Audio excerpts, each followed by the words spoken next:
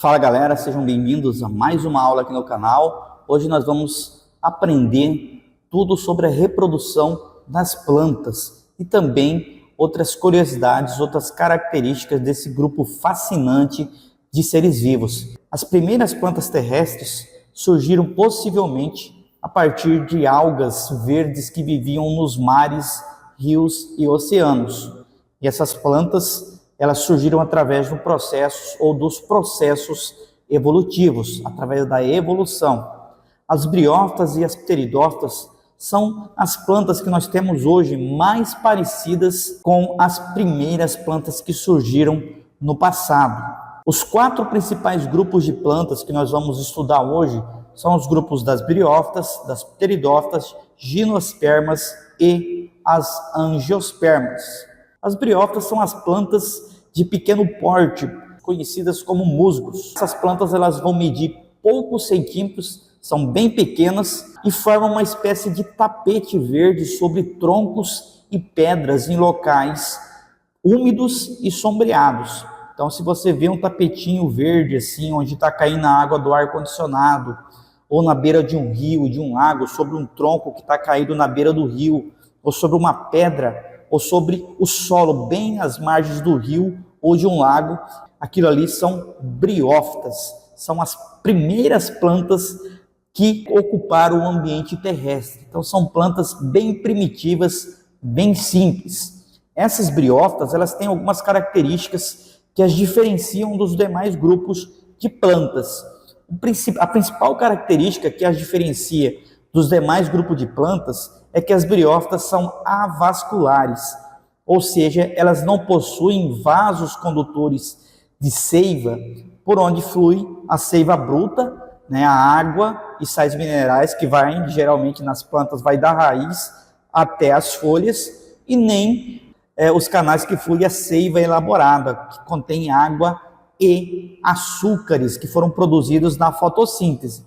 Então, essas plantas não têm vasos condutores de seiva, são avasculares. Por elas serem avasculares, o nome das estruturas delas também vai ser diferente do nome das estruturas das demais plantas. Por exemplo, uma planta comum que tem vasos condutores, ela tem raiz, caule e folha. Aqui, nas briófitas, elas vão ter estruturas análogas, estruturas parecidas com raiz, caule e folha, e vão receber um outro nome, justamente porque não possuem os vasos condutores de seiva. Os nomes dessas estruturas são rizóides. Rizóides são estruturas análogas que têm a mesma função das raízes, que é fixar ela no solo e absorver água e sais minerais. Tem o tronco, nas briófitas é chamada de cauloide, analogia ao caule, que é também outro nome da estrutura do tronco das plantas. Então o cauloide é análogo, é algo que é parecido com o caule das plantas que tem vasos condutores. E filoide. Os filoides são estruturas análogas, estruturas parecidas com folha, mas não são folhas verdadeiras, porque não possuem vasos condutores de seiva. Beleza? Então esse grupo aqui é o único grupo que não possui vasos condutores de seiva. Nós vamos ver que ele tem outras particularidades também em relação aos outros grupos, mas o primeiro que mais gosta de cair em avaliação é justamente essa questão aí de não ter vasos condutores de seiva e por que, que recebe esses nomes diferentes, em vez de raiz, caule e folha, recebe o nome de rizóide, cauloide e filoide. A razão é porque elas não possuem vasos condutores de seiva. Anota no seu caderno. Aqui é a estrutura básica de um corpo de uma briófita. Olha só, aqui nós temos o rizóide, fixando ela no solo, no substrato, na rocha ou no tronco de árvore. Aqui nós temos o cauloide, que é essa estrutura parecida com o caule, que vai estar aqui no meio, está escondida, com esses filoides aqui. Então aqui no meio tem o cauloide. Isso aqui não é, essa parte aqui não é o cauloide, isso aqui é uma outra planta que surge sobre ela. As plantas têm 2 fases, uma fase que se reproduz sexuadamente e assexuadamente. Essa parte aqui, verdinha, dos musgos, que geralmente nós vemos ela no dia a dia, é chamado de gametófito, que o gametófito, então, vai ser formado por 3 estruturas básicas: rizoide, cauloide e filoide. O gametófito tem esse nome porque ela se reproduz através de gametas. Então, aqui tem a reprodução sexuada. Depois que ocorre a fecundação, aqui em cima das plantas femininas, vai surgir essa estrutura chamada de esporófito. O esporófito já vai se reproduzir de forma assexuada, produzindo esporos. Então, o esporófito vai ter 2 partes principais: essa seta ou haste e a cápsula, onde vai estar sendo produzido aqui dentro os esporos, beleza? Então, essa é a estrutura básica de uma briófita. Vamos começar aqui estudando a reprodução pela parte assexuada. Então, nós temos os esporófitos aqui, elas produzem esses esporos vão cair no solo, vão germinar e vão formar outros pés de musgo, de briófita, podendo alguns ser masculino e outros serem feminino. Então aqui é bem simples: produz os esporos são levados pelo vento, caem no ambiente adequado e germinam, formando novas plantas. Aqui, no caso do gametófito, eles precisam de água para se reproduzir. Os gametas vão ter que se encontrar em ambiente aquático. Então a água é muito importante na reprodução sexuada dos musgos. E os gametas masculinos vão receber o nome de anterozoides, tá? E ele vai, dentro da água, nadando, encontrar o gameta feminino chamado de oosfera, tá? Os anterozoides, eles possuem uma cauda, então eles são móveis, eles vão sair dessa planta, vão nadando e vão lá no topo, no arquegônio, encontrar ali a parte, né, ou encontrar a oosfera e fecundar. Depois que ocorre, né, a fecundação aqui desses 2 gametas, o anterozoide fecunda a oosfera, o que acontece? Essa planta, né, ocorreu aqui a fecundação, forma-se o embrião dessa planta cresce, formando essa estrutura chamada de esporófito. O esporófito, uma curiosidade, o esporófito só vai surgir no topo das briófitas femininas, tá? No esporófito feminino. O esporófito só vai ser formado aqui nos gametófitos femininos, porque o gametófito masculino não tem a fecundação nele, né? Ele só produz anterozoides que vão fazer a fecundação aqui. E aí, depois que amadurece, volta ao ciclo, produz os esporos. Depois de produzir os esporos, esses esporófitos, eles caem. Então, quando você vê um tapete de musgo e não tiver isso aqui, significa que eles não estão em processo de reprodução, pelo menos de reprodução assexuada. Pode estar acontecendo, né, o movimento, a reprodução sexuada ainda, né, porque essa parte é invisível, a gente não consegue visualizar a olho nu, beleza? Então, curiosidade aí dessas plantinhas. Então, os musgos, né, vai alternar em 2 formas de reprodução: a reprodução sexuada, que produz os gametas, lá nos gametófitos, e a reprodução assexuada, que produz esporos, lá no esporófito. Então, anota lá no seu caderno, isso é muito importante. Outra curiosidade, coloca a parte aí, anota aí, que isso gosta de cair em avaliação também, em prova, em concurso. Os gametófitos nas briófitas são a fase permanente, a fase que não desaparece de um tempo ao outro. E os esporófitos, aquela haste com a cápsula, ele é uma fase passageira. Então ele só vai surgir depois que ocorreu a fecundação ali da oosfera pelo anterozoide, ele se desenvolve, produz os esporos e depois cai, morre, permanecendo o gametófito, beleza? Isso acontece apenas nas briófitas.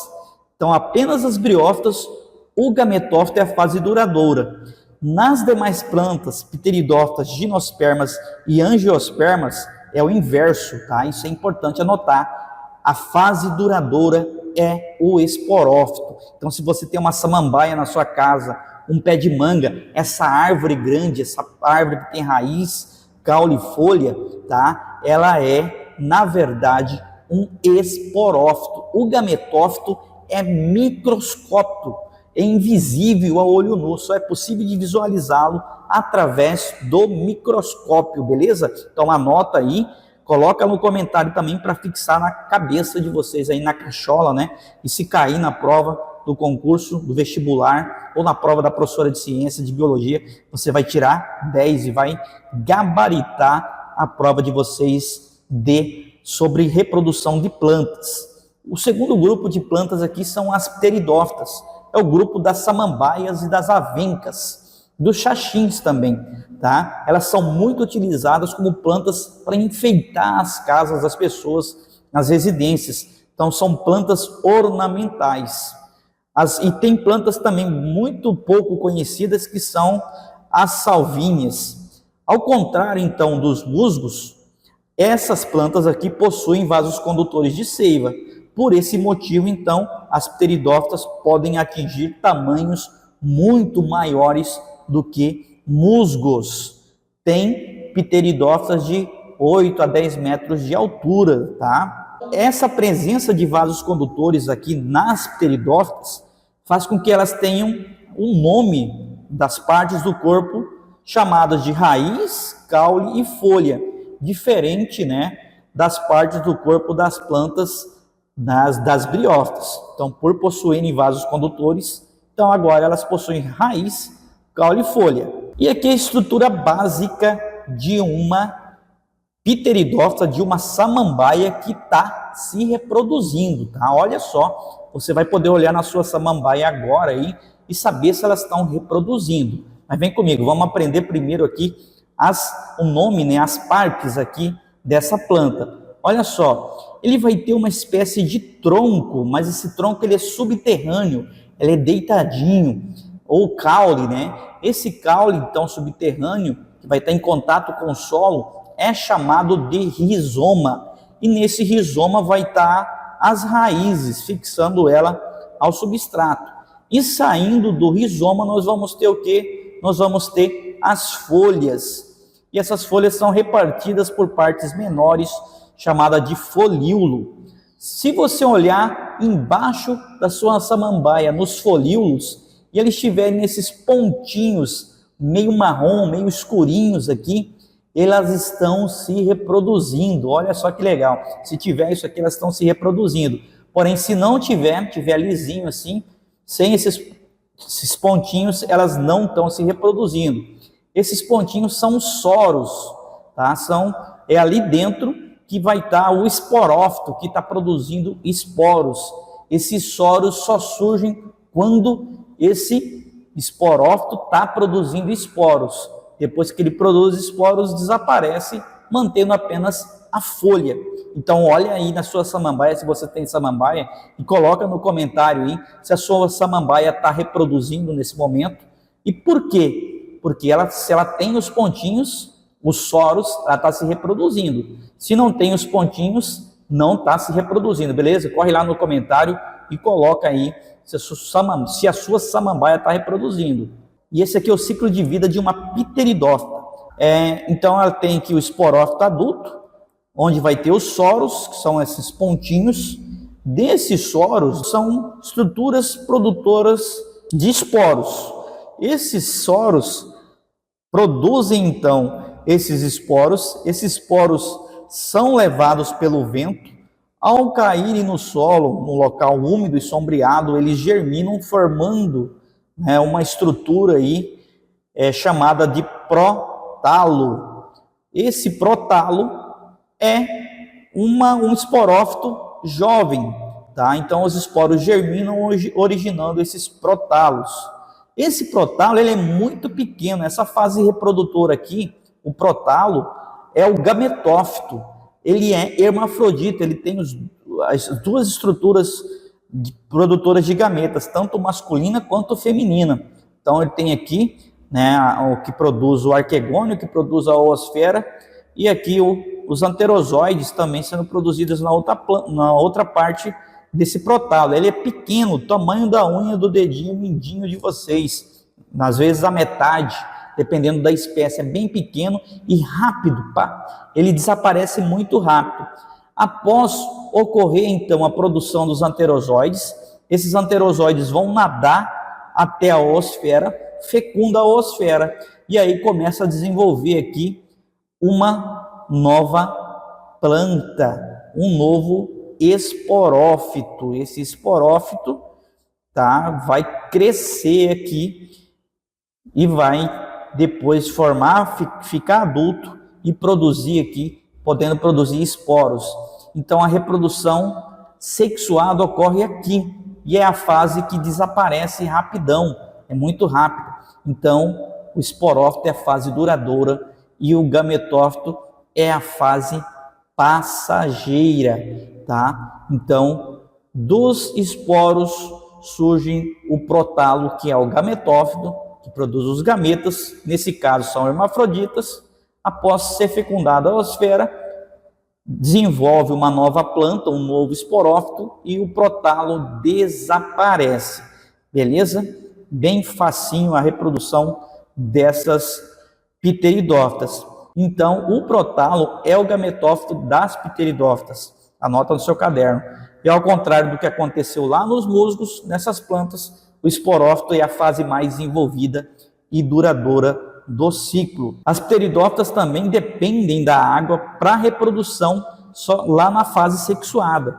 Dependem também da água. Então, as duas plantas que dependem da água para reprodução na fase sexuada são briófitas e pteridófitas. As pteridófitas, então, por isso, são mais comuns de serem encontradas em locais úmidos, em regiões úmidas. O gametófito masculino, o anterozoide, nada sobre a superfície úmida do protalo e fecunda o gameta feminino, que é a oosfera. Então, o gameta feminino aqui não é óvulo, é a oosfera. Briófita e pteridófita não tem óvulo ainda. O óvulo vai surgir só nos demais grupos. Então, após a fecundação, forma-se um zigoto que vai originar um novo esporófito da planta. Essa planta vai surgir sobre o protalo, que morre em seguida, que desaparece em seguida. O outro grupo de plantas são as gimnospermas. As plantas mais conhecidas desse grupo são os pinheiros, que produzem os pinhões. As gimnospermas não produzem frutos, mas possuem já uma estrutura a mais, uma estrutura diferente, que são as sementes. Então essas plantas são bem adaptadas a climas frios ou temperados, Essas gimnospermas formam florestas de pinheiros no hemisfério norte e a mata de araucárias encontrada aqui no sul do Brasil. Nós temos também as sequoias, ciprestes e cicas, que também fazem parte aí do grupo das gimnospermas. Essas plantas possuem uma novidade evolutiva. Elas possuem vasos condutores de seiva, que permitem elas terem um grande porte, alcançarem, serem as plantas mais altas do mundo, chegando a 90 metros ou mais de altura, alguns pinheiros, e elas possuem aí semente. Então a novidade evolutiva é a semente, essa estrutura reprodutiva aqui. Então esse aqui é um pinheiro, é um esporófito adulto, ele vai ter raiz, caule e as folhas, e possui estróbilos. Estróbilo masculino, são menos desenvolvidos, a função deles é produzir grãos de pólen, e o estróbilo feminino, onde vai ter uma região ali que vai produzir a oosfera, beleza? Então essa é a estrutura de um pinhão. Se você tiver um pinhão na sua casa, um pé de pinha, aliás, na sua casa, ou se você for no mercado e comprar o pinhão vem justamente dessas sementes, da pinha, que a gente compra, vem bastante do sul. No sul é muito comum, eles consumirem como alimento. Então esse aqui é o ciclo de vida das gimnospermas. Das gimnospermas, as folhas, nós vamos ter folhas que fazem fotossíntese, e folhas modificadas, encarregadas de fazer a reprodução, que são chamados de cones ou estróbilos. Então, cones e estróbilos são folhas modificadas. O estróbilo masculino produz o pólen. O gameta masculino, né, vai estar dentro do grão de pólen, vai ser levado de uma planta a outra através do vento. Isso quer dizer que o gameta masculino não depende de água da chuva ou de umidade do ambiente para chegar até o gameta feminino. Então aqui elas independem de água. A oosfera encontra-se dentro de uma cápsula chamada de óvulo. Olha só a novidade evolutiva. Então a oosfera vai estar dentro de um óvulo. É esse óvulo que vai dar origem à semente. Um dos gametas masculino vai ter um tubo polínico. Esse grão de pólen, quando chegar aqui, vai desenvolver o tubo polínico, e um dos gametas femininos, uma das células reprodutivas, na verdade, vai fecundar a oosfera, fazendo ocorrer a fecundação. Então o grão de pólen é levado pelo vento, chega próximo da oosfera no estróbilo feminino, desenvolve um tubo chamado de tubo polínico, que vai fecundar a oosfera com apenas um núcleo, chamado de núcleo espermático, fecunda a oosfera, que vai germinar, formando aqui dentro uma plantinha primitiva, uma plântula, fica aqui dentro. Então, após a fecundação, forma-se uma casca resistente que envolve o óvulo. Dentro dela encontra-se o embrião e uma reserva de alimento. Esse conjunto, então, contendo o embrião, a casca e a reserva de alimento, é a semente, é o pinhão que você compra, que você pode ir no mercado aí e comprar e cozinhar ele para comer. Eu nunca comi, mas tem para vender em alguns mercados, tá? Então, pinhão é a semente das gimnospermas. O que significa o termo gimnospermas? Esperma é semente, gino é nu. Então, gimnospermas são as plantas com sementes nuas, beleza? No caso, então, do pinheiro, a semente é chamada de pinhão, e o estróbilo feminino com as sementes é conhecida como pinha. Então, aqui nós temos uma parte de uma pinha, e aqui as sementes, o pinhão. E o último grupo que nós vamos estudar hoje é o grupo das angiospermas. As angiospermas são plantas vasculares também, que produzem sementes, mas essas sementes, no caso, não vão estar nuas. Elas vão ter uma novidade evolutiva. Novidade evolutiva é a presença de frutos, e surge uma estrutura chamada de flor. Então, a novidade evolutiva aqui nas angiospermas são as flores e os frutos. O termo angiosperma. Se gimnosperma eram plantas com sementes nuas, angiospermas já são plantas que possuem as sementes guardadas, que não estão expostas. Esperma é semente, e ângio vem de angion, que significa vaso. Então as sementes estão guardadas dentro de um vaso, que é o fruto. Então essas plantas possuem uma variedade grande de tipos de raiz, caule, folhas e frutos, que tem que ser abordado em uma aula separada, tá bom? E essa aqui é a estrutura de uma flor, uma novidade evolutiva, A flor, então, é a estrutura reprodutora das angiospermas. Nas flores vai ocorrer a fecundação e a formação do fruto e a produção da semente. E essas aqui são as partes de uma flor. O galinho ali que chega na flor é chamado de receptáculo floral. E aí vai ter, o cálice. E aí vai ter as folhas verdes, parecem folhinhas verdes, que geralmente fecham essas plantas quando ela está, essas flores, quando ela está no estágio de botão, são as sépalas que vão estar para o lado de fora do botão. E aqui as pétalas, que é a parte colorida, geralmente branca, vermelha, rosa, depende da espécie. Vai ter uns cabelinhos aqui. Esses cabelinhos são formados por duas partes. Um cabelinho em si é o filete, e os pontinhos onde produz o grão de pólen é chamado de antera. Essa parte aqui é a parte reprodutora masculina. tá? É aqui onde é produzido o gametófito masculino. E aqui é a parte reprodutora feminina, que é formado pelo estigma, pelo estilete e pelo ovário, né? O ovário vai estar aqui, formando o fruto, o óvulo vai estar aqui, e a oosfera que foi fecundada agora formou o embrião que vai estar dentro da semente. Então, olha só, apareceu mais uma estrutura que é o ovário. Esse ovário, quando ocorre a fecundação, ele desenvolve o fruto, beleza? Que vai guardar a semente. Então, essa estrutura aqui é o ovário. E aqui dentro está o óvulo que foi, e dentro do óvulo está a oosfera que foi fecundada. Então, essa é a estrutura básica de uma flor. Então, a flor surge inicialmente como botão, nós chamamos de botão de rosa. Algum tempo depois, esse botão abre, deixando expostas as pétalas e outras estruturas. Todas as partes da flor são folhas modificadas.